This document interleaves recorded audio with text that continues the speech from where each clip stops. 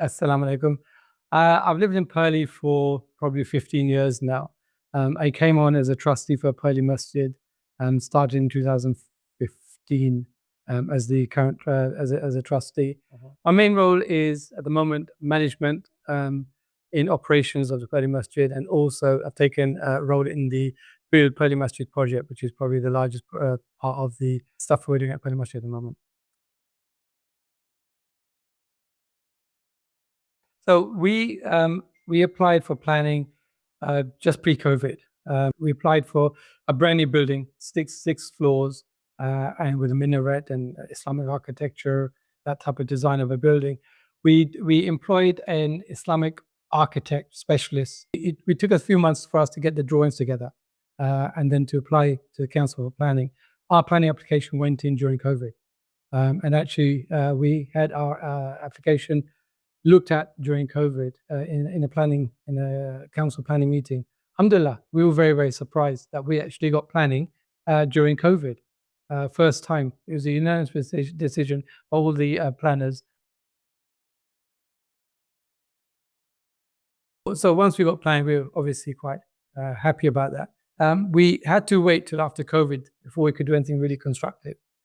So we decided what we should do is actually, first of all, look where we are, create a team who's going to push the project forward. I was asked to lead the team, and with me there's another two members of the team who've all got specialists in this type of field in construction. One's a construction specialist, one's a project management specialist in construction. Myself, I have experience in development. So we created a team to drive the project forward. We then had to look at architects, engineers, and so forth. So we created that team. But what we decided early on was that we don't really want to start the construction of the masjid until we have funds behind us. So together with the management and the rest of the trustees, the committee, we said that, look, a reasonable figure to start should be £1 million. So we spent the year after COVID just fundraising, speaking to the community and fundraising at the £1 million.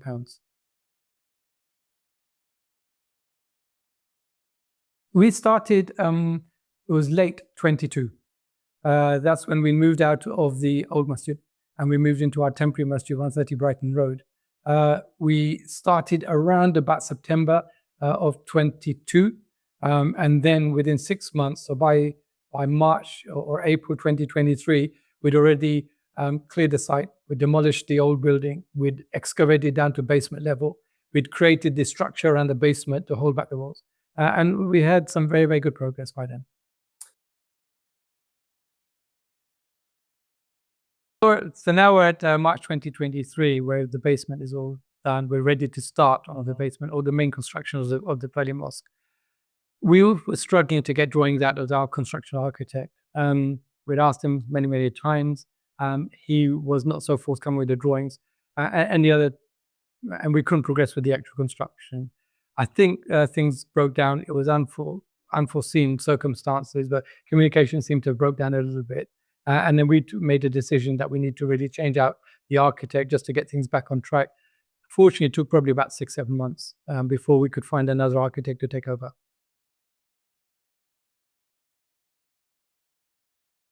£2 million is quite ambitious. Maybe a few years ago, pre-COVID, it would have been the right figure. I think realistically, it's going to take a little bit more than that. We are trying to get the build done at around about 2.5 million, which is about £2,500 a square meter, which is it's a very good price for commercial build.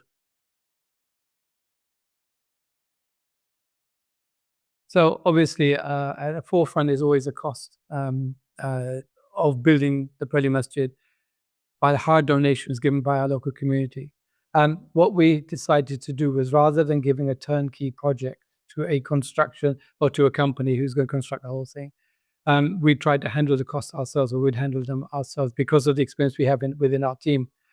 Giving the project to one contractor at a fixed price would have cost us significantly more than we think it's going to cost now. It would have probably cost 3.5 million plus.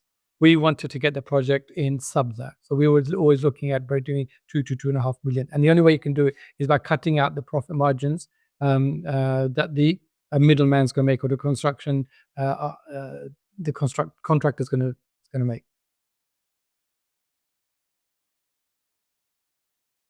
So every contract that comes in front of us, we negotiate as hard as we can. We don't accept anybody's first price. There's always a variable price. For example, when it came to building the structure of the masjid, we went to, I think it's 4 or 5 different contractors. We had one price or we had a variation of prices. It was coming in about 1.1 million, 800,000, 750. Some people won't even quote because they didn't want to give us a fixed price. We managed to get this the structure done at 600,000 at a fixed price. So we saved 500,000 there. Another challenge we had was with the council, as we always do. We had to submit a transport plan. What during the construction, what's going to happen to the traffic? How are you going to stop it? They were asking us to close the bus stop. They were asking us to close off parking spaces. They were throwing a bill at us for 6 months at £35,000. We said it's not acceptable. After a bit of to and froing negotiation, we got that down from 35,000 to 0. Oh, amazing. And we've done other things as well, things like scaffolding as well, which came, the prices were coming in around about 35, 38,000. We got it in at around about 25,000. So we have basically, we have 3 main members of our team. We have a construction contractor who typically would take around about 20% margin. So on a build of this size, his fee should be around about 500,000. We have somebody who's given his time, his experience on a voluntary basis. So we're not paying for any construction margin. We have 2 project managers. Myself, I'm one of the project managers, and another gentleman, Munim, he's a project manager. Again, we both give our time voluntary. So that's probably saved us another 120, 150,000 pounds. Initially, when we looked at the design of the masjid pre-planning, I spent hours and hours with the architect and teams just designing that masjid, and also a lot of time with our MPs and our councillors and the mayor of Croydon, just to gauge ideas and to get them all on board. So I used to probably spend around about 4 or 5 hours, maybe up to 10 hours a week pre-planning. During planning, again, all the meetings I was attending with the architect and the council to make sure we had a very good, solid and robust planning application. Once we got planning, fundraising, I was involved in fundraising, again, with our fundraising team. And now with the build, I'm probably spending almost every day on the build in some way or the other.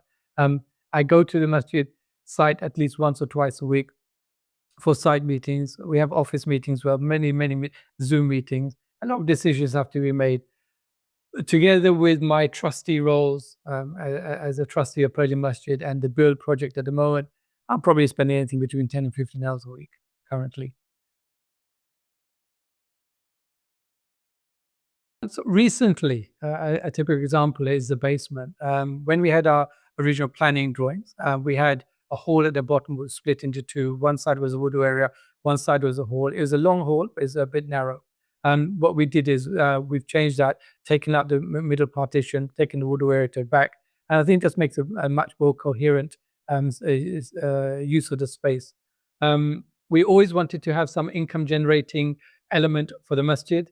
So for future people, we don't have to keep on fundraising and raise money at Jummah all the time to run the masjid. So we had 1 floor of income generating. It was supposed to be residential. We've looked at that. We've looked at fire rigs. We've looked at how we're going to manage that, and we're going more into a commercial side. So it's just easy to manage, and we feel it's going to give us better income. Things like staircases at the back, we decided to widen the staircases again just for practical reasons. Original staircase was not as wide as we've got now, so we've had to sacrifice a little bit of space, but we feel the flow is much safer and better for the community. So far, we spent close to £800,000. We have about £1 million left in the bank, just over £1 million in a bank of unrestricted funds, which are funds that we can use to build a masjid. So that means we're shy of around about £500,000. And that's the next push we need to fundraise just to make sure we get to the figure we need to get to. So when we started the project, you'd mentioned 2 million. Obviously, the budget is now over that number. Explain to us why we think it's gone over, despite some of the changes that we've tried to make. Look, we don't want to compromise anywhere. We want to have really good quality materials. We want to have a really good finish. We want to put good flooring in, tiling in, carpets in. It all costs money. Unfortunately, over the past 2 or 3 years, things have almost doubled. Concrete, timber, everything is double. Bricks has gone up dramatically. Not to mention labor costs. So things have gone up in price. So we think realistically we should be able to do this build for 2.5 million.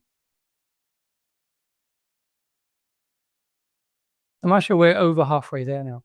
Basement, which was the most complicated part of the project, has been completed. All the waterproofing is done. Stairs are in, and the lift shaft is in for the basement. The ground floor, which is the main area for the men, that's all completed now. The first floor, again, and secondary, it's another hall for the men. That's all completed. Last week we'd started on the ladies' floor, second floor, and I'm optimistic by the end of the month, by the end of February, we would have completed that. That only leaves us 2 more floors and the roof. So we're over halfway there, actually. I think realistically, we're looking at the beginning of 2026. This time next year, inshallah, we can be praying in the new masjid. So I think the first thing is the product we've used. We use a very innovative product. It's called ICF, insulated concrete foam. Our building is very, very well insulated, which means going forward, our energy costs should be drastically reduced. We've used solid concrete core of the building, which means sound insulation is fantastic. We're using triple glazed windows, again, to keep the energy of the building in. So in summer, if it's cool, we want to keep the cold in, and in winter, we want to keep the heat of the building in. We're doing solar panels, again, to reduce our energy costs. We've got a bank of solar panels on top, and we're using air source heating as well, just to reduce our dependence on fossil fuels. So all of these are a cost to the masjid, but again, by the contracts we're negotiating, we hope it doesn't impact on the overall cost of the masjid dramatically, but going forward and for future use of the masjid, it will dramatically reduce our ongoing costs. So for us, space layout is very important in the masjid. Again, we've spoken to our teams, people who use the masjid, and also to the different organizations within our masjid, like the Satay School and the facilities we're using in the masjid. And we designed the masjid around usage. Basement is a multifunction hall, which we can use for like sports activities for the youth, as well as the wudu area. We've got our main halls. We've got a separate hall for the ladies. Again, we haven't compromised. It's a large space, probably 6 times larger than our old masjid. It has its own wudu area. It even has its own creche. So we've looked at that. We have put in a income generating element to the masjid. So again, for ongoing expenses, we hope to reduce them because we have income coming in every week to pay expenses. And finally, we have a floor at the top, which is again a multi-use floor for things like nikahs and events. Well, look, the first thing we have to appreciate is probably over 50% of our community are women. They are very important to our community. They may not necessarily go to Jummah, but outside Jummah, they use our masjid a lot. We have activities like we have a toddlers group, we have a sewing group, we have the fitness group. We have a lot of tasbih classes. We have a lot of educational classes in the masjid, which are dedicated and focused towards women. So during the week, they do use our masjid a lot, mashallah. And going forward, we encourage them and we'd like them to use it even more. So we encourage our community to come to us and tell us what they want. You know, men, women, and children, whatever they want from the masjid, come and please tell us. Maybe we've missed something. You already mentioned, but just tell us in terms of the new mosque itself, what are the things that the women can look forward to in terms of the new fabric of the mosque? So first of all, they have their own dedicated entrance. They don't have to go past any men to get into the masjid. The masjid is theirs as much as anybody else's. So they have their own minaret staircase, which we've designed to go into their floor. They have their own safe area. They have their own wudu area. They have their own baby changing area. They have their own creche. So that's their dedicated floor, as well as other floors all accessible to them as well. And capacity-wise? The ladies' floor has a capacity of 100 plus, and we're looking at figures of maybe around about 140, 150 ladies. And is that potentially extendable to some of the multi-use floors when needed? Yeah. So when we have things like Eid, when you have more 50-50 balance between men and women, we can give the upper floors to exclusively for ladies, so they can take 2 or 3 of the floors. Men can take 2 or 3 of the floors. So we've done it in such a way that we can separate, segregate, and make use of the floors more effectively. So we're looking at renting them out to small office spaces. So small businesses who want to start in the area, want to have an influence in Purley. Um, Again, within the confines of our Islamic understanding, as long as they can satisfy us, we'd like to rent it out to those type of business. We want to establish a foothold in Purley, the small offices. So first, what I would say, we are a part of an amazing community here in Purley and surrounding areas. They've always come forward. They feel the masjid is theirs, and it certainly is theirs. When we bought the masjid originally, it was our local community who funded it, mashallah. When we went for fundraising, our first and second phase, it was our local community. Every donation we take pride in. We take importance in every penny we raise. We're very careful how we spend the money. We itemize everything. We audit everything we do. So we take more care in every penny that our community donates to the masjid. Is imana for us, more so than we do with our own money. And that's why every time we have an invoice, is audited. Every expense we do is audited. We have 2 or 3 people who check every single expense going out, coming in. We have everything audited. So inshallah, I hope the community realizes that we are looking after their money. We're trying to build them an amazing project, amazing building, not only for them, but for our future generations that we can all be proud of, inshallah.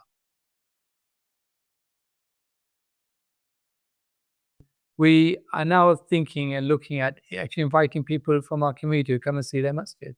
Hopefully soon we'll be asking people just to put a name forward. We'll have small groups who can come to the masjid under supervision and have a look around and see what we've done. I think we've just got to make sure that the site is nice, safe, clean for them to come. But we'll be putting the information on our website and on the WhatsApp. So just keep a lookout. And if you'd like to come to the masjid and have a look where we are, please make yourself known. We're planning to do more and more videos now. As you can see, structures are going up, which are more interesting. And hopefully we'll try to, every couple of weeks, we'll have a new video going out.